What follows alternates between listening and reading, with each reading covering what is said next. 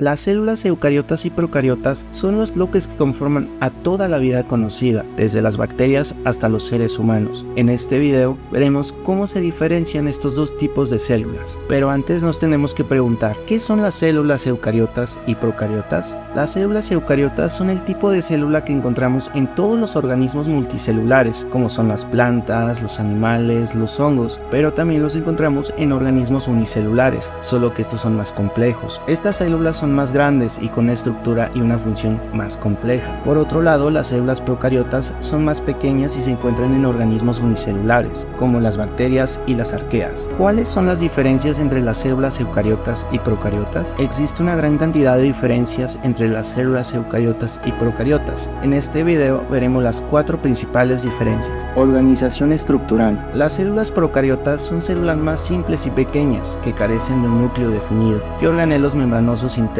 Su material genético se encuentra disperso en el citoplasma, mientras que las células eucariotas son células más complejas y grandes, que tienen un núcleo bien definido, que alberga el material genético, rodeado de una membrana nuclear. Además, contienen diversos organelos membranosos, como lo son la mitocondria, el retículo endoplásmico y el aparato de Golgi, núcleo. Las células procariotas no tienen un núcleo definido. Su material genético, que generalmente es ADN circular, se encuentra en el citoplasma, en la región llamada nucleoide, mientras que las células eucariotas poseen un núcleo bien definido, rodeado por una membrana nuclear que envuelve su material genético, que está conformado por ADN lineal, organizado en cromosomas. Organelos membranosos internos. Las células procariotas carecen de organelos membranosos internos. Algunos pueden tener estructuras similares a organelos, como lo son los mesosomas para la respiración o los plásmidos para la transferencia de genes, mientras que por otro lado, las células eucariotas contienen varios organelos membranosos internos, como las mitocondrias, el retículo endoplásmico y el aparato de Golgi.